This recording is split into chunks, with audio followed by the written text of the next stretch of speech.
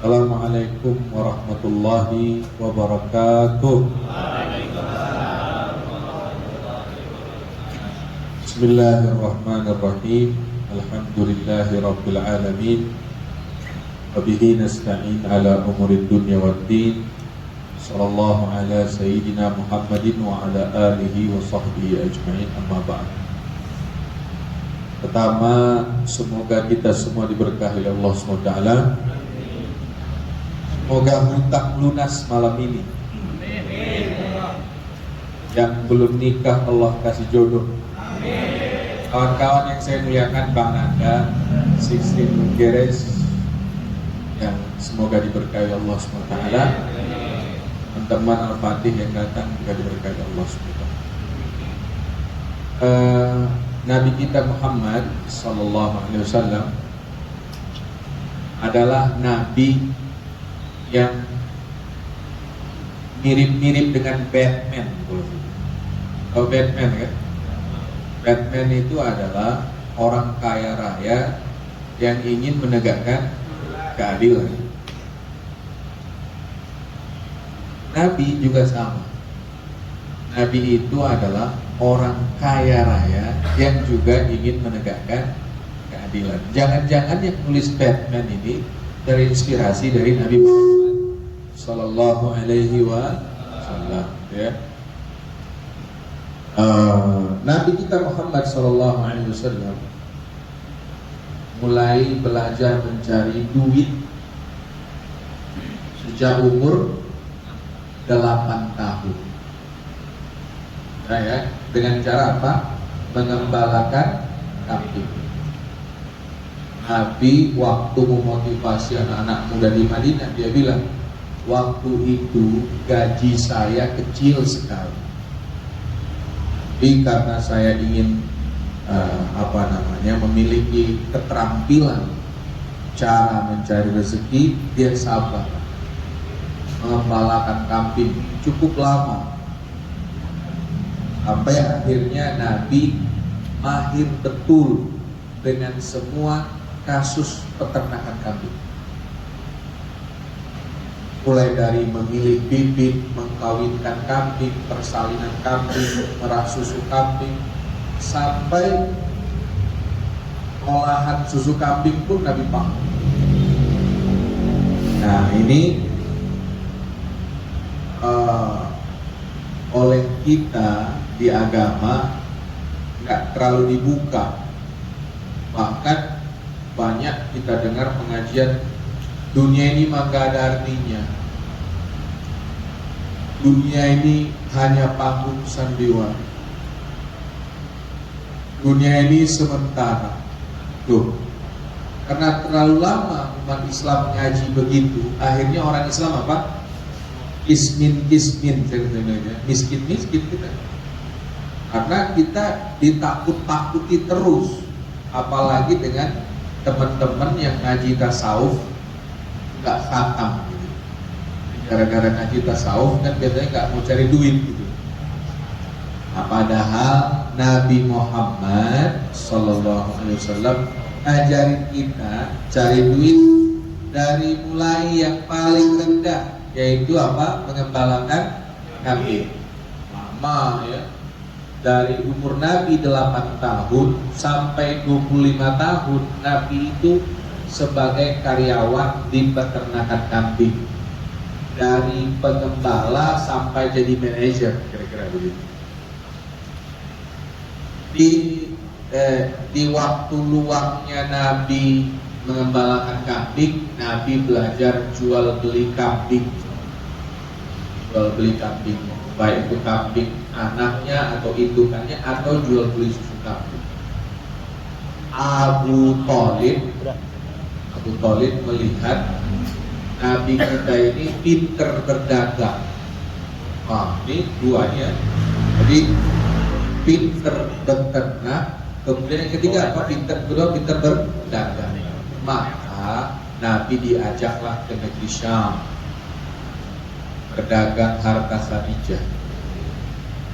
Sukses.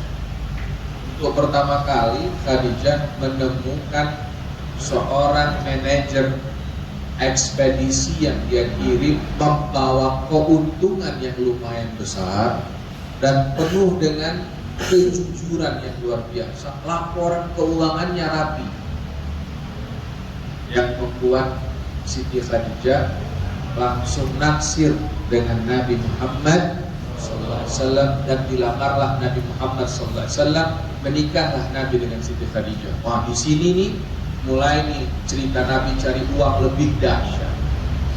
Kenapa? Keahlian Nabi beternak dan berdagang bertemu dengan Khadijah yang memiliki modal besar. Nah, ya. Sebelum kita lanjutkan cerita itu tadi, dari sini dapat kita ambil ilmu bahwa kalau mau cari duit, yang paling diutamakan itu apanya? Ilmunya. Karena ada orang, gua nggak punya modal, gimana usaha? Gitu kan? Kata-kata orang bilang begitu, gua nggak punya modal bro, mau usaha apa? Gua nggak punya modal. Semua orang punya modal. Ente kalau punya modal 4.000 triliun juga, tapi ilmunya kagak ada, bubar itu usaha. Ya, dari sini kita belajar. Jadi jangan bilang lu sih banyak duitnya, bapak mak lu kasih gua modal. Enggak. Kalau ente nggak punya ilmunya, meninggal itu modal.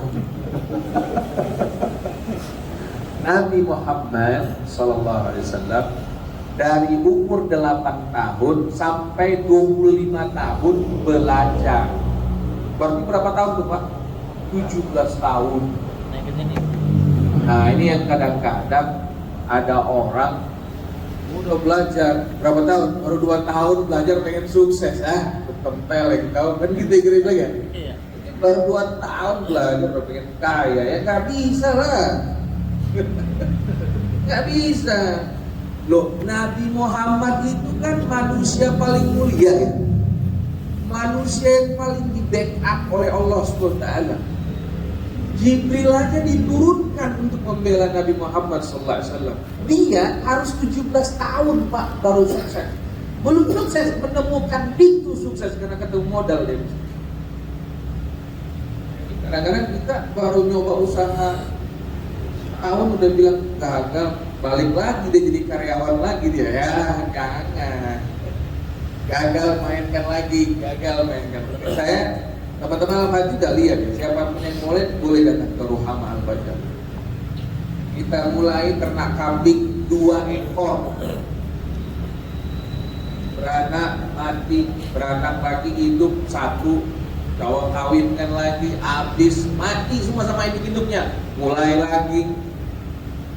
8 tahun setelahnya sekarang kita punya 270 ekor kambing. Dan hampir 4 tahun belakangan ini penjualan per tahun itu 300 ekor kambing. Kalau saya hitung-hitung, kalau tahun depan sudah bisa menjual 2.000 ekor kambing, saya layak sudah beristri 2 sudah. Obul.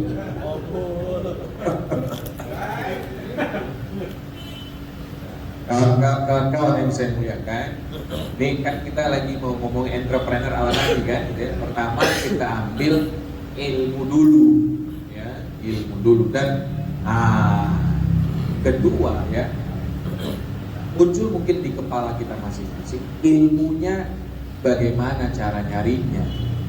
Harus kuliah di sarjana ekonomi apa enggak? Enggak, gitu kan? Bukan berarti kita nyepelekin sarjana ekonomi ya. Itu mah salah satu cara mendapatkan ilmu ya. Tapi kalau kita lihat dari Nabi, justru Nabi belajar ke yang expert di bidangnya, pengalaman. Saya mau buka warung Padang, warung Padang ya. Maka yang pertama yang saya lakukan, saya jadi karyawan warung Padang dulu, minimal 3 atau sampai 5 tahun. Belajar tuh siklusnya, semuanya. Baru tahun ke-6 buka warung Padang. Saya mau usaha bengkel, jadi anak bengkel dulu kita. 7 tahun yang akan datang, saya pemiliknya. Belajar. Nabi berapa tahun tadi? 17 tahun. Dan kalau kita lihat tadi ceritanya, 17 tahun itu dibagi dengan 2 model belajar. Karena dia peternak, pertama dia belajar produksi, ya kan? Sesudah produksinya matang, dia belajar apa? Menjual. Maka Abu Thalib bawa dia berdagang ke negeri Syam. Jadi Nabi punya keterampilan produksi, Nabi punya keterampilan jualan. Ini yang kita yang rame-rame ini, kalau mau punya uang halal, thayyib, belajar. Kemudian kalau kata Allah di surah Al-Isra, kan kita nanya dengan diri kita, saya mau belajar apa ya? Kan gitu ya. Kalau Nabi ternak kambing, apa kita semua ternak kambing? Nah, kalau kata Allah di surah Al-Isra, kullun ya'malu ala syakilat. Setiap kita ini baru bisa bagus hasil kerjanya kalau yang dia kerjakan sesuai dengan syakilnya. Apa bahasa Inggrisnya? Skillnya. Saya kalau harus diajari main bengkel sampai ubanan 700 kali nggak jadi Pak, karena ini bukan skill saya. Atau sebaliknya, Bang Nanda aku kasih modal gede suruh ternak kambing, nggak jadi juga, karena skillnya beda. Kita ini punya bawaan lahir skill masing-masing. Sayangnya tidak semua orang beruntung menemukan skillnya. Makanya teman-teman yang hadir ini, kalau kita ketemu skillnya kita, ucapkan alhamdulillah berkali-kali. Andai Roma Irama waktu itu ketemu Pele, dilatih oleh Pele jadi pemain bola, yang ada gak bisa dia main bola, bakat gitarnya tenggelam. Okay? Atau sebaliknya, Lionel Messi dididik sama Roma Irama jadi gitaris, nggak jadi, Pak. Nah ini, walaupun usia kita udah sampai di sini, kalau belum ketemu skillnya yang sesungguhnya apa, cari itu, Pak. Karena aktivitas kita terutama mencari duit, kalau sesuai skillnya kita, kita yang mimpin di bidang itu insya Allah, ya, kita yang pegang wilayah itu insya Allah. Karena kita demen, sesudah saya kita demen, di situ skill kita, belajar kita keren. Maka jangan istilahnya jangan coba-coba, kenali diri ini siapa. Oh, saya ini ternyata skillnya main kayu. Maka kita belajar sama orang kusen, sama orang rumahan sampai kita lahir. 10 tahun kemudian, saya memiliki workshopnya sudah belajar. Ini kita ini bareng-bareng nyari. Nabi Muhammad SAW diarahkan oleh Allah ke ternak kambing di awal karirnya. Karena memang sesudah saya pelajari, ternak kambing ini berkahnya beda dengan usaha yang lain. Ya, ada berkah yang luar biasa di sana, dan Nabi bilang ternak kambing ini diberkahi oleh Allah SWT. Kita coba pelajari di pesantren, tapi memang naik turun ya.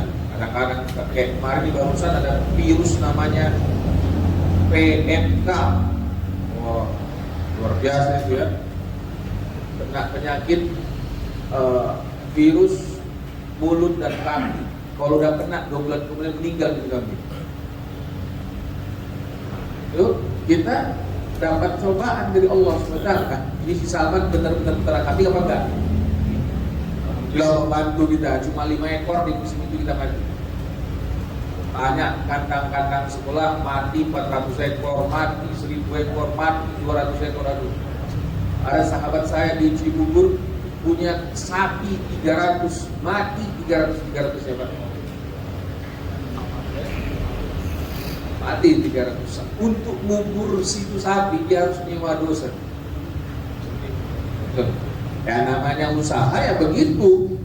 Itu maksud saya ya. Ada orang yang nggak punya mental yang kuat usaha, saat rugi, stres, tidak boleh. Ya, tetap optimis kita. Kita bayangkan Nabi Muhammad SAW diarahkan oleh Allah beternak kambing khususnya. Ternyata ini luar biasa. Ya, sayangnya ya umat Islam belum fokus di situ. Sering saya ucapkan ini pengajian-pengajian, Makkah Al-Mukarramah membutuhkan 10 juta ekor kambing di musim haji. Nggak ada yang supply saudara kita Cina.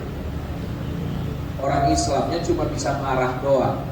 Ente bisa ternak kagak? Marah doang. Yang bisa ternak yang gitu. Ya kan?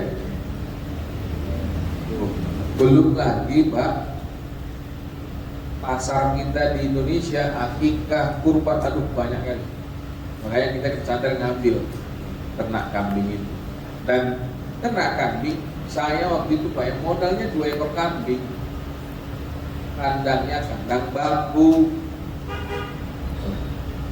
cuma beli atap doang, nggak punya uang beli paku, ikat itu bambu, jadi kena kambing. Tapi sekarang 8 tahun itu jangan. Sekarang kita dikasih Allah keahlian ternak kambing perah, muncullah susu kambing yang bapak minum. Luar biasa. Yang mau beristri 2 harus rajin susu kambing. Bayar kuat. Ya saya insya Allah berjanji ingin membiasakan orang mendengar poligami. Saya ingin betul itu supaya orang terbiasa, enggak ini lagi apa namanya? Enggak tabu lagi. Masa alergi sama istri 2? Halal. Gas. Pokoknya punya nyali mainkan.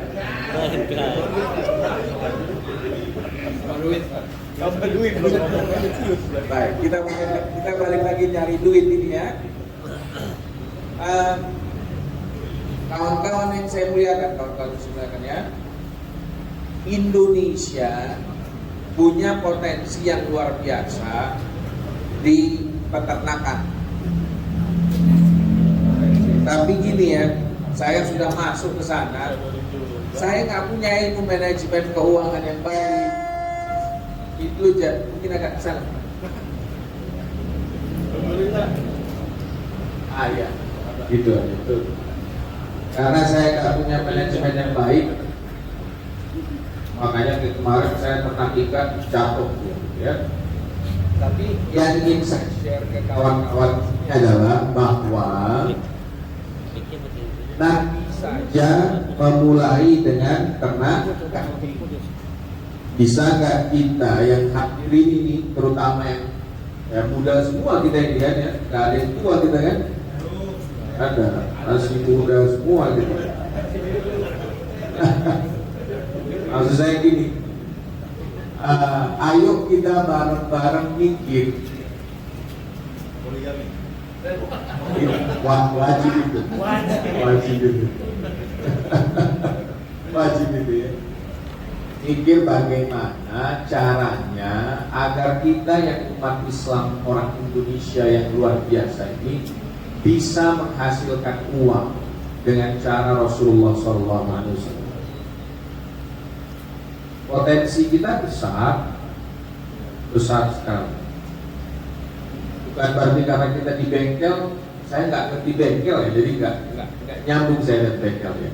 Tapi ini juga potensi yang luar biasa menurut saya. Tapi saya ingin ke sejarah Nabi tadi, peternakan, pertanian yang masih dianggap sebelah mata oleh orang Indonesia. Ya, coba di sini, siapa di sini yang ada rencana jadi petani? Nggak ada kan? Yang percaya jadi peternak? Nggak ada. Kenapa? Karena mindset kita petani peternak itu miskin, Bang. Saya kira-kira 3 minggu yang lalu saya diajak cerita kayak gini juga di tambang batu bara. Tambang batu bara ya. Diskusinya adalah yang sangat menarik. Mereka ini nanya ke saya, bercerita betapa usaha tambang itu menghasilkan uang yang luar biasa. Saya bilang, kalau bertani atau beternak dikelola seserius mengelola tambang, maka akan menghasilkan uang yang sama. Ya. Kenapa petani kita? Kenapa petani kita miskin? Karena taninya pakai tangan dan baju. Coba aku pakai ini, Pak. Ini mungkin ngambek ya gara-gara saya ngomong poligami gitu. Bisa jadi ya. Karena kita nggak serius bertaninya.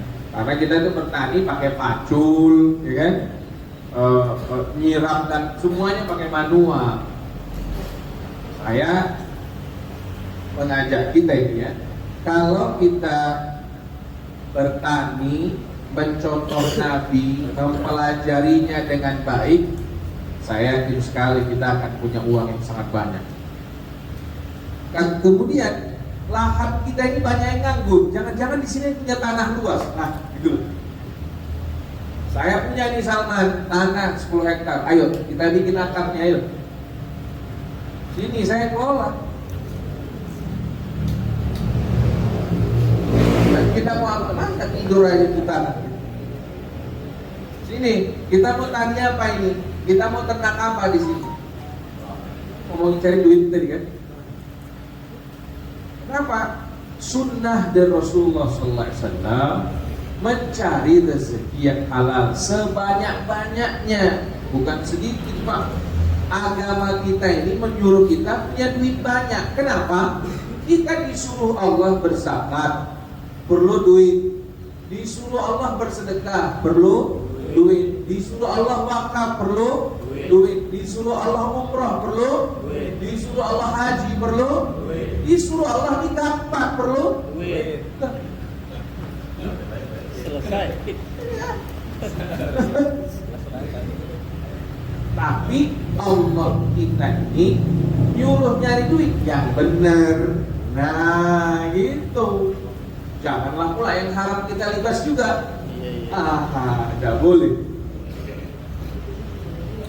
Dan kita tinggal di Indonesia, mudah sekali nyari duit yang halal di Indonesia. Saya karena pernah tinggal di Mekah, Pak, 8 tahun saya tinggal di sana. Indonesia ini adalah negara yang jauh lebih mudah cari duit dibandingkan Saudi Arabia. Tapi nggak tahu kenapa Indonesia mengirim TKW banyak ke Indonesia. Kayak apa? Ke Saudi Arabia. Padahal lebih gampang cari di mana? Indonesia apa di Mekah? Indonesia. Cuma memang bukan tidak dikaji kembali bagaimana Nabi cari duit. Karena Indonesia mayoritas Muslim kan, harusnya memang kita buka bagaimana Nabi cari duit. Karena bertani, Indonesia di situ peluangnya besar sekali, sangat besar. Indonesia, Pak, ternak jangkrik saja jadi duit. Ada yang sini ternak jangkrik? Ada yang piara murai enggak? Yang piara murai beli jangkrik tiap pagi.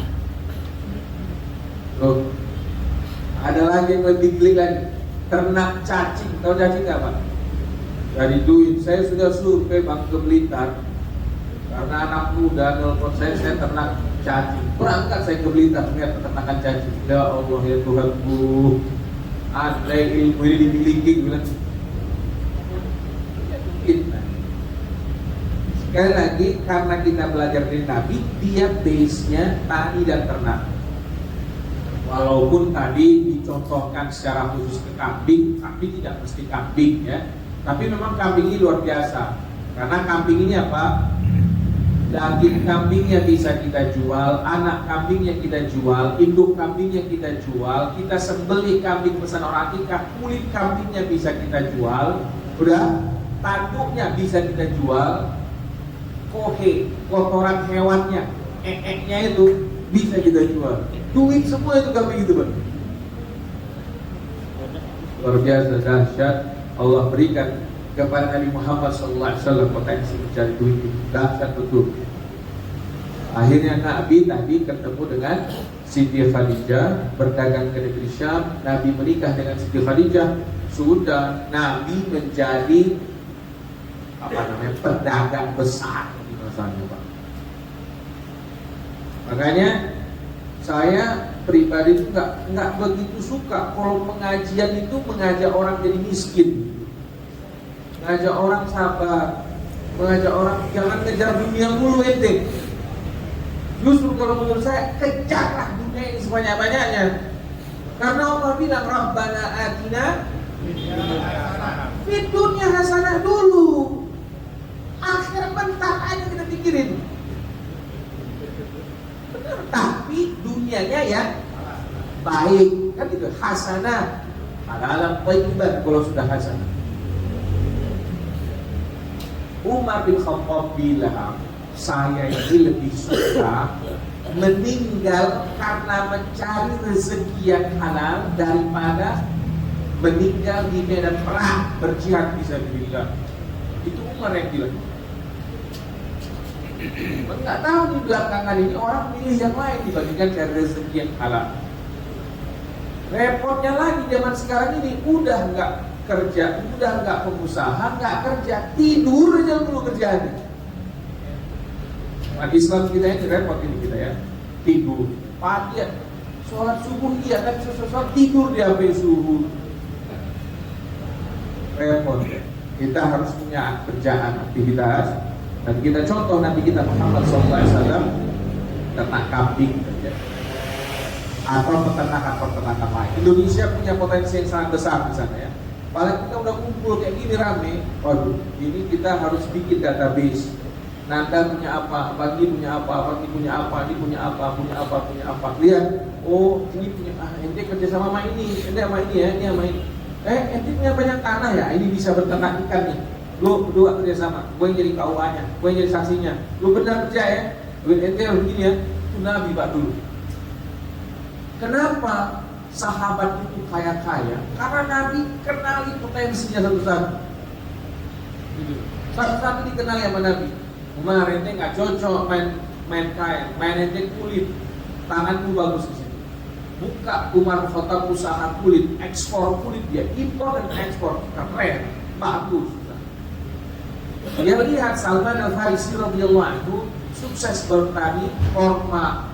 Umar bin Khattab mau coba-coba dengan korma. Yang terjadi apa? Kormanya meninggal. Nggak cocok. Itu Nabi itu ahli sekali. Andai saya punya kemampuan itu, saya akan analisa dari teman-teman satu-satu. Jangan di situ, nggak bakalan sukses dari situ. Itu Nabi punya itu. Abdurrahman bin Auf hijrah dari Mekah, kan semua harta ditinggal karena ayahnya nggak mau ngasih. Sampailah Abdurrahman bin Auf di Madinah dalam kondisi apa? Zero, nggak punya apa-apa. Oh, sini Abdurrahman. Oh, mah gampang, pedagang, darah pedagang. Silakan cek. Seminggu ini analisa 6 pasar terbesar di Madinah. Kasih laporannya ke saya. Coach yang luar biasa nanti kita ini. Coach dia. Dia coaching Abdurrahman bin Auf. Lapor dia ke Abdurrahman, lapor ke Nabi. Nabi bilang, kau jual ini di sini, jual ini di sini. Nah, barangnya ada di sini. Ini nomor teleponnya, telepon bilang Nabi Muhammad. Bisa coaching, punya relasi pula, itu Nabi hebat. Maka sahabatnya kaya-kaya. Maka 10 sahabat dijamin Nabi masuk surga, 9 itu kaya raya. Bukan kaya, kaya raya. konglomeratnya Madinah pada waktu itu. Abu Bakar triliuner, Umar, Utsman, Ali doang yang nggak kaya, Pak. Abdurrahman, Talha bin Ubaidillah, banyak sekali hartanya. Banyak sekali hartanya Talha itu. Pinter cari duit Talha itu. Yang jarang orang tahu, Talha itu punya anak perempuan namanya Zainab bin Talha. Zainab binti Aisyah, mohon maaf, Aisyah binti Talha. Ya, perempuan, kadang-kadang orang mikirnya yang entrepreneur itu laki-laki kan, selalu begitu. Orang Islam itu underestimate terus sama perempuan di rumah. Aisyah binti Talha ini punya pertanian yang sangat luas, diwariskan dari ayah. Warisan ini dikelola sama Aisyah binti Talha. Boleh nanti cek di Google, kalau Google udah mencatat sejarahnya itu. Aisyah binti Talha. Wah, nggak tanggung-tanggung Pak. Aisyah binti Talha tinggal di Madinah, punya lahan di sekitar Madinah. Saya pikir ketika saya pelajarinya normal lah, Aisyah tinggal di Madinah, bertani di Madinah. Loh, Aisyah binti Talha ini bukan sahabat Nabi ya. Aisyah ini tabi'in, sudah jatuh ayahnya yang sahabat. Bertani kormanya di Taif yang jaraknya 500 sekian kilo dari Madinah. Perempuan di zaman itu. Zaman sekarang mah 500 kilo kita bisa punya, apalagi punya BMW kita cepet. Ya. Zaman itu naik motor, letak. Tapi karena punya jiwa entrepreneur yang sangat asli dari ayahnya, dia bisa bertani korma. Ketika saya baca, dia cek satu-satu Pak. Dia panggil bosnya, manajernya. Sini kau, gimana kau? Baik bu, namanya baik bu. Satu-satu dia cek, korma dia lihat satu-satu. Punya skill yang luar biasa. Ini loh sejarah Islam. Bukan Islam itu bukan ngomongin kunut, bukan ngomongin maulid, bukan ngomongin tahlilan. Ente pakai jenggot apa kagak? Ente pakai jubah, ente NU, ente Muhammadiyah. Itu mah cemen kawan. Yang sekarang lagi populer kan? Kalah. Islam itu di awal-awal nabinya ngajari umatnya, lu harus kaya, terus punya uang. Nabi itu gatal banget Pak ngeliat pengangguran. Tong sini. Nabi itu, lu belum berarti kagak pernah kerja? Iya ya Rasulullah, saya nggak diterima kerja di sini, nggak diterima kerja di sini, diterima sini, dipecat. Ente bisa apa? Saya juga nggak tahu ya Rasulullah, saya bisa apa? Coba tuh. Nabi yang nanti yang yang pelajari ente ini bisanya apa, dididik sama Nabi, diajarin sampai ketemu nanti skillnya apa, dimodalin, didampingi oleh Nabi. Ini yang belum bisa kita. Makanya teman-teman yang udah tahu Rohama Al-Fajar itu tidak begitu. Anak yatim kita terima, ente sekolah dulu, belajar baca Quran dulu, belajar sholat dulu, kenal Allah dulu, kenal Nabi dulu. Udah kenal nih, ente kenal dulu prinsip-prinsip entrepreneur Al-Quran dan hadis. Sudah, sekarang ente pilih mana? Ternak ikan, ternak kambing, mau dagang, mau tani apa? Kita punya satu santri yang sudah kita didik seperti itu, namanya Asri. Saya kira nanti ini kalau sekolah dimanapun gak akan naik kelas. Bacanya lama, ngehafalnya lama, tampang ini culun banget apa-apa. Tapi ini bocah sabar. Sekarang nyuntik kambing mahir, perah susu mahir, ada kambing mau lahir asli. Siap Ustaz? Mandiin, semua khatam sudah menikah kambing. Karena ketemu skillnya. Tapi yang saya ceritakan yang enaknya, yang nggak enaknya ya bayangkan udah 6 tahun, udah 5 tahun di situ kan. Sabar dia. Kadang-kadang kan ada anak dimarahi dikit, baper. Makanya kalau ente suka baper, nggak cocok jadi pengusaha itu. Saya sarankan operasi kelamin ke Thailand kalau ente baper. Bener ya? Bukan cuma nggak cocok jadi pengusaha, ente nggak cocok jadi laki-laki. Tapi insya Allah wajah-wajahnya nggak ada baperan di sini. Ya. Asli, Masya Allah, tadi saya dapat lapor dari Sobat, dia ada gitu. ya. Sofian laporan ke saya, Pak, alhamdulillah Asri udah bisa nyuntik, udah bisa perah susu, udah susu perahan dia udah nggak bau, ya. Udah bisa salib kambing, alhamdulillah, kita senang sekali. Tapi sampai hari ini baca Quran belum baca Quran. Ya, karena memang nggak, saya bilang sabar aja, tapi bisa dibaca Quran. Nah ini karena Nabi begitu, Pak, ya. Jadi kita bikin pesantren. Kalau cuma bikin hafal Quran mah gampang, Pak. Saya bisa bikin sesuatu hafal Quran hanya dalam waktu 5 menit. Jadi saya bluetooth aja nih. Bisa kan? Copy paste suaranya saya pakai handphone saya hafal Quran bisa. Mau imam yang mana bisa. Kalau santri NU bisa nahwu sorok, mah gampang bisa bikin orang nahwu sorok, mah gampang. Yang penuh tantangan itu bagaimana anak-anak santri kita dibikini lulus 7 tahun belajar sama kita bisa cari duit yang halal banyak berkah.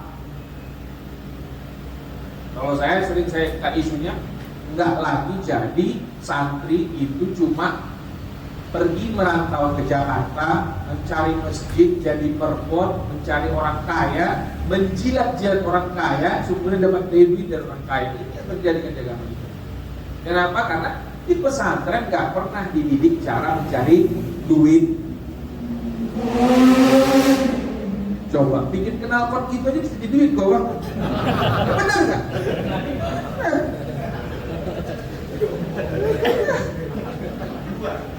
Banyak duitnya itu. Coba. Cuman memang ya perlu banyak apa namanya diskusi mengenai bagaimana cara cari duit ala Nabi Muhammad SAW. Ilmu ya, ilmu produksi dan ilmu menjual ya, dua ini. Kami di Ruhama di kita itu malah ketinggalan ilmu marketingnya. Tadi saya cerita-cerita sama Pak Nanda di mobil. Ruhama itu jauh tertinggal skill jualannya. Jadi kita lebih kemarin itu nggak tahu, nggak ada yang kontrol gitu ya. Jadi lebih dalam diproduksi sehingga banyak kambingnya, banyak susu kambingnya gitu ya. Tanamannya banyak tapi jualnya bingung. Nah, gitu. Nah, ini sedang terus belajar lagi, kita belajar lagi bagaimana menjual susu kambing, menjual daging kambing, akikah, kurban, bagaimana menjual tanaman hias, bagaimana mengelobi kantor-kantor agar pesan atau sewa tanaman hias ke kami di pesantren. Nah, itu sedang kita pelajari. Produksinya sudah, alhamdulillah kemarin kita kenal tamu ahli tanaman, masya Allah Ustaz ini udah bagus produksi tanamannya. Beberapa kali di IPB datang lihat kambing kita, produksi sudah dikasih kita nilai bagus. Hanya saja jualannya, kadang-kadang bisa stok susu kita beribu-ribu botol di pesantren. Bingung jualnya gimana ya kan gitu. Ini sekarang kita belajar lagi, datangi lagi orang, nggak usah malu. Kita bukan kerampok, kita bukan ngemis, kita berapa? Kita menawarkan produk susu kambing yang benar-benar sehat. Kita bilang gitu sama teman-teman. Nah ini belajar. Akhirnya sekarang ini sudah mungkin sampai 1000 botol per bulan. Tapi untuk ukuran santri masih kecil itu 1000 botol. Nah itu ya. Kita harus bisa sekian puluh ribu botol. Nah sebulan. Supaya benar terwujudlah entrepreneur yang diajarkan oleh Nabi Muhammad Sallallahu Alaihi Wasallam. Nah, ilmu produksi, ilmu dagang. Kemudian kawan-kawan sebagai penutup ini ya, juga sesudah kita punya ilmu produksinya dan ilmu dagangnya, kita yang ketiga harus pandai bangun relasi. Kalau bahasa agamanya silaturahim. Nah, Nabi ini rajin sekali, Pak, kawan-kawan. Orang kira itu Nabi itu anti sama non muslim ya. Nabi itu sering transaksi sama non muslim. Bukan transaksi, Nabi kerjasama dengan orang non muslim. Nabi Tadi jam-jam 10 itu orang WA saya, Ustaz, saya ini pengusaha pakaian, saya lagi bikin banner gitu ya, Christmas diskon 20-70%. Ini boleh nggak Ustaz? Coba, orang masih ragu bikin kayak gitu karena nggak sampainya ilmu itu. Saya bilang nggak ada yang larang. Dia sampai nanya saya dalilnya. Ya udahlah, saya buka buku lah demi ini dulu. Saya kasih beberapa hadis. Nabi kerjasama dengan kafir, kita bilang gitu ya, yang memerangi Nabi bahkan. Transaksi, jual beli, kerjasama dengan Nabi. Itu kadang-kadang, aduh, sayangnya pembeli saya non muslim. Emang kenapa? Nggak ada masalah, jangan persempit. Gitu. Jangan persempit. Maka jangan bikin nanti warung kopi syariah, salah itu. Karena yang beli kopi sama ente hanya orang Muslim, itu pun Muslim yang lempeng, Muslim yang ada kiri kanan dikit, nggak mau dia orang kopi syariah. Ente nama itu udah memperkecil pasar kita. Silaturahim gitu jangan dibatas-batas. Saya hanya mau berjual transaksi sama orang Batak. Salah saya. Jadi jangan orang Batak dikit kan gitu ya. Saya hanya mau orang Jawa. Enggak. Justru kita bikin siapa aja boleh. Silaturahim kita dalam muamalah, dalam mencari rezeki tidak ada batasan. Nabi punya tanah di Khaybar,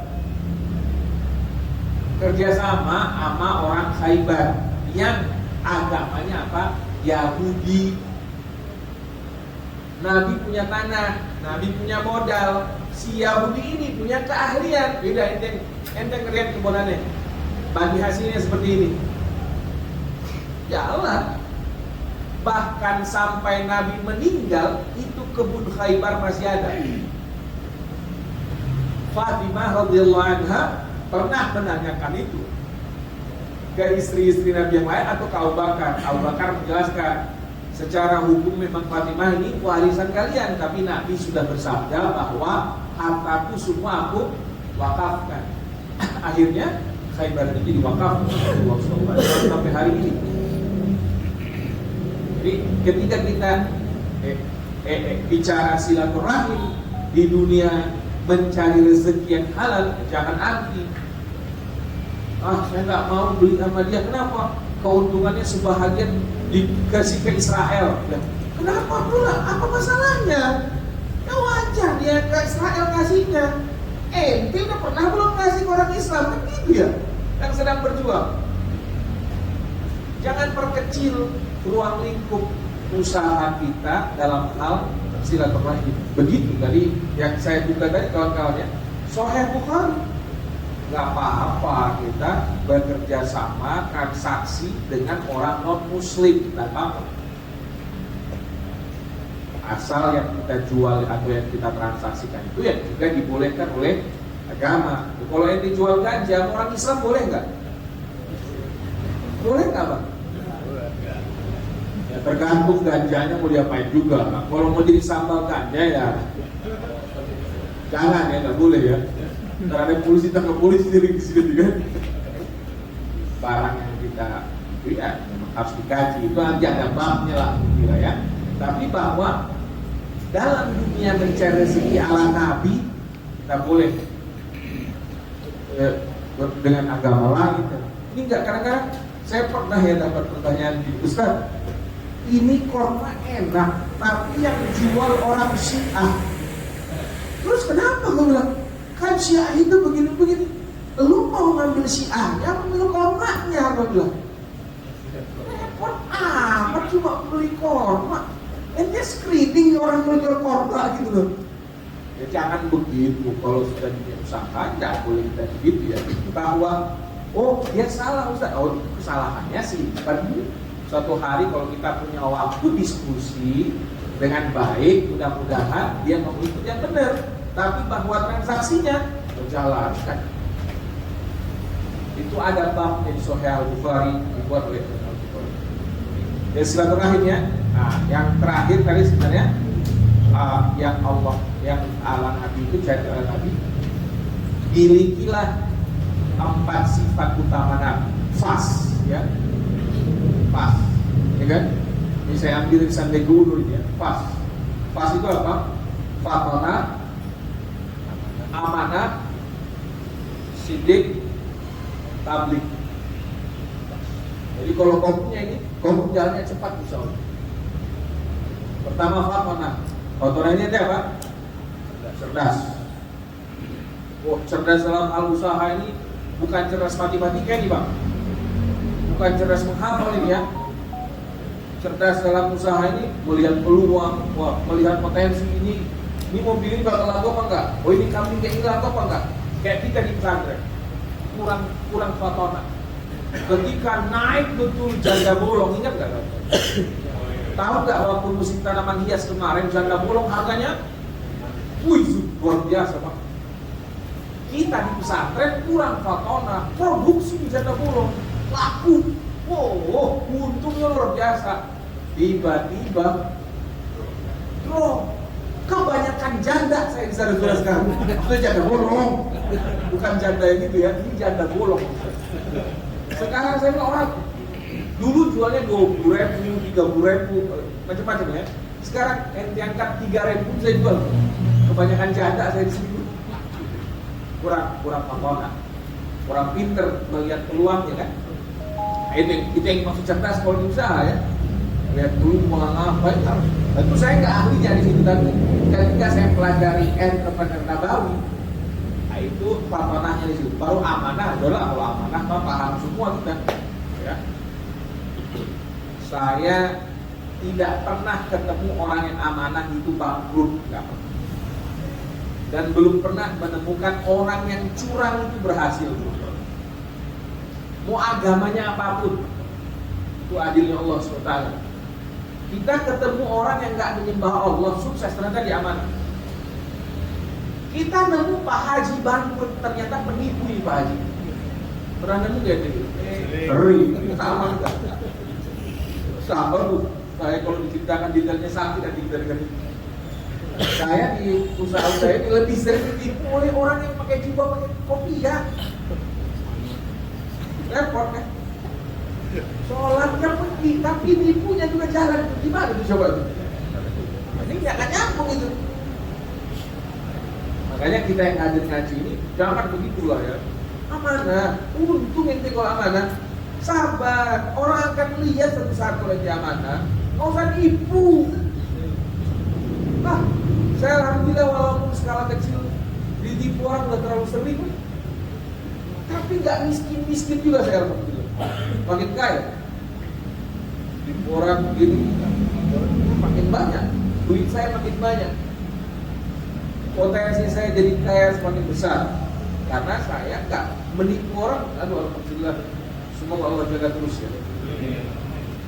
Mending kita ditipu orang. Kan saya melihat setiap orang yang tipu saya itu bukan karena kita doakan, nggak ada ujungnya, Pak. Nggak jadi apa-apa.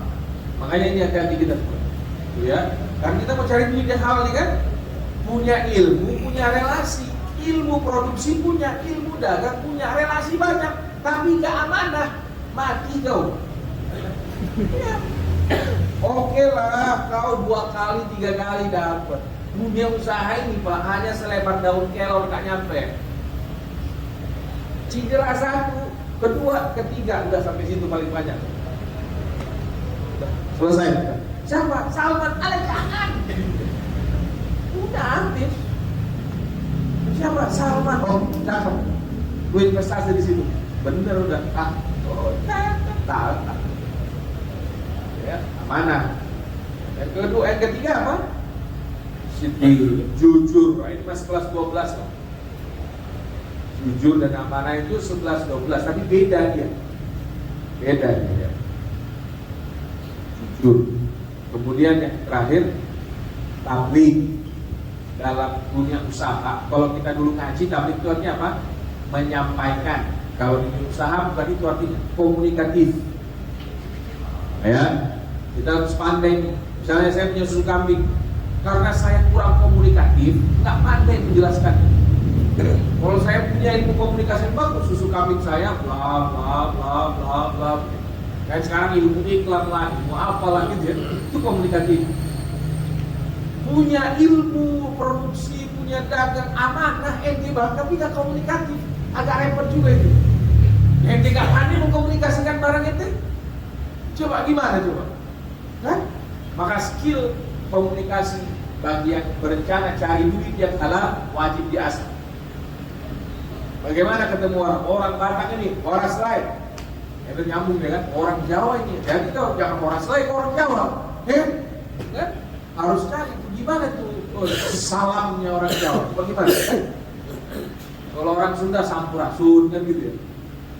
Komunikasi yang baik. Rasulullah SAW, pandai sekali. Maisaroh yang bantu Nabi dagang ke negeri Syam bercerita, Nabi bukan komunikasi ini aja yang pinter. Komunikasi apa namanya? Mulut saja. Nabi bahkan cara dia menyusun barang di negeri Syam itu sudah mengkomunikasikan barang tersebut. Display. Cara Nabi nge-display itu kata Maisarah. Saya lama saya buka di dagang, belum pernah saya ketemu orang sepandai Nabi mengkomunikasikan barangnya tapi dia diam.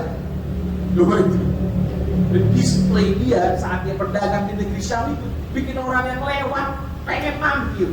Bisa nggak kok kayak gitu? Ada ilmunya sekarang ya. Ada macam-macam ilmunya. Saya nggak punya ilmu salah. Tapi Nabi punya itu Pak. Jadi karena memang berbeda, sama-sama warung Padang, tapi karena packagingnya lebih bagus, harganya lebih mahal. Saya udah coba itu Pak. Saya kan dikasih Allah kemampuan meracik parfum. Saya dikasih Allah kemampuan meracik parfum. Saya racik parfum yang sama dengan botol yang berbeda. Orang itu yakin, ini botol yang biasa saya jual 15.000. Saya beli botol yang berbeda, saya jual 150.000. Untungnya berpuluh-puluh kali lipat. Tapi orang yakin karena packagingnya. Padahal dalamnya sama. Kasih. 2 hari yang lalu orang bawa ke saya madu. Bagus botolnya. Ini madu dijual 250.000. Aku cicipin madunya. Tempelin dia pulang. Dasar dong. Sama yang madu orang jual 30.000. Iya sama katanya. Tapi kan packagingnya man. Pak itu komunikasi kan ya. Bagaimana mengkomunikasikan? Tentu itu bukan ilmu saya lagi. Kawan-kawan harus kita semua pasti punya pengalaman di situ kan. Ilmu itu yang ingin saya sampaikan, ilmu itu dimiliki oleh Nabi Muhammad SAW. Makanya duitnya banyak. Nabi diangkat menjadi Rasul, dia punya uang 3 triliun rupiah.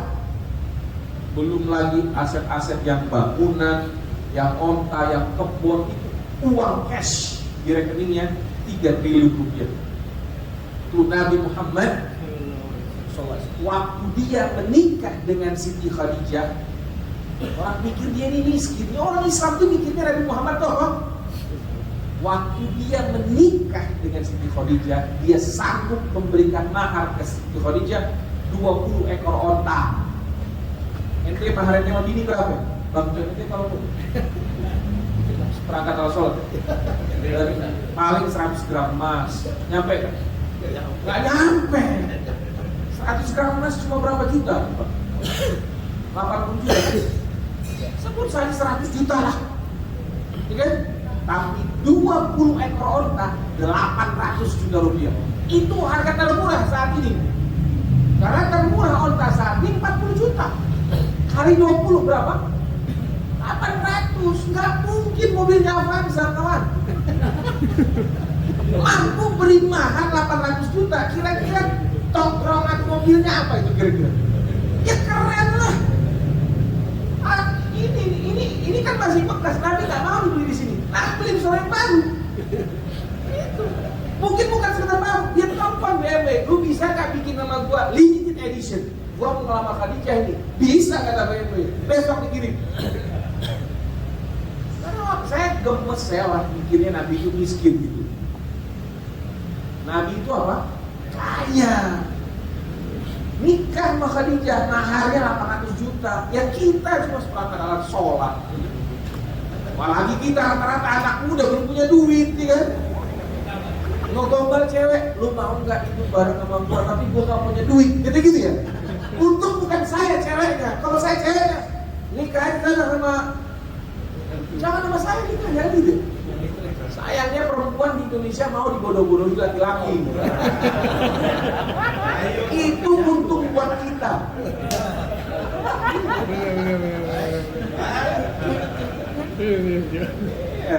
Gaya Nabi Muhammad SAW maharnya berapa tadi? 800 juta rupiah. Itu Pak, ayo kita ke Mekah sekarang, kita cari onta yang harga 40 juta itu. Udah onta yang agak iya, yang jelek menurut saya. Kalau mau yang bagusan dikit 60 juta, 40 juta itu harga waktu saya masih di Mekah. Saya terakhir keluar ke Mekah 2011. Sekarang udah 10 tahun, ya nggak mungkin 40 juta lagi gitu loh. Berarti mulai kita hapus di kepala kita, Nabi itu orang miskin, Nabi itu orang yang kaya, pinter cari duit, punya skill yang mumpuni cari duit, dan luar biasa. Bahkan sahabat-sahabatnya dididik bisa cari duit. Dan last but not least, dia juga pandai beribadah dengan baik. Ya, jangan pula kita ngomongin cari duit, enggak ibadah ya, jadi Fir'aun kita. Ya, hayya 'alas shalah. Bilang sama klien, tak boleh Bang ya. Saya sholat, saya kasih kliennya kopi, beliin dia gado-gado, kasih rokok sebungkus, Bang. Tunggu saya sholat dulu. Lu merokok dulu, kopi dulu, saya sholat. Loh, Bang. Klien kita non muslim misalnya kan. Bang ente ngerokok dulu, kopi, gado-gado. Aneh sholat dulu 10 menit. Loh, Bang. Di sholat kita tunggu lagi. Main kan? Nah itu tuh. Ya, jangan pula gara-gara ngaji entrepreneur kita nggak sholat ya. Salah ya. Nah, semua kalau orang entertain dengan hak yang haram, bukan berarti kita nggak mau berteman dengan orang yang minum alkohol. Silakan dia minum, kita minum yang lain. Kita jaga muslimnya kita itu kita jaga, tapi tidak membenci yang lain. Gitu ya. Karena kita di usaha, kalau kita berusaha benci yang lain, repot kita. Abu Bakar itu sangat salut dengan Nabi Muhammad SAW karena pandai mengentertain kliennya dengan yang sangat terhormat. Ini cerita Abu Bakar Siddiq radhiyallahu anhu. Di mana pada waktu itu cara orang mengentertain kliennya, perempuan khamar, sudah itu. Waktu itu ya, ada pembeli baru dari Afrika, kasih perempuan kasih khamar. Ketemu pembeli dari Syam, kasih perempuan kasih kamar. Ketemu kasih perempuan kasih kamar. Sudah Nabi Muhammad Sallallahu Alaihi Wasallam pandai betul menjaga dirinya agar tak perlu ada yang seperti itu. Makanya pengusaha Afrika, pengusaha Syria, pengusaha Yaman, pengusaha Mesir, kalau ketemu Nabi Muhammad Sallallahu Alaihi Wasallam, mereka dengan sangat luar biasa tetap bertransaksi dengan mereka, tapi tidak melanggar etika-etika yang dijaga oleh Nabi kita Muhammad SAW. Ini saja yang bisa saya sampaikan. Mudah-mudahan kita jadi orang kaya semuanya. Amin.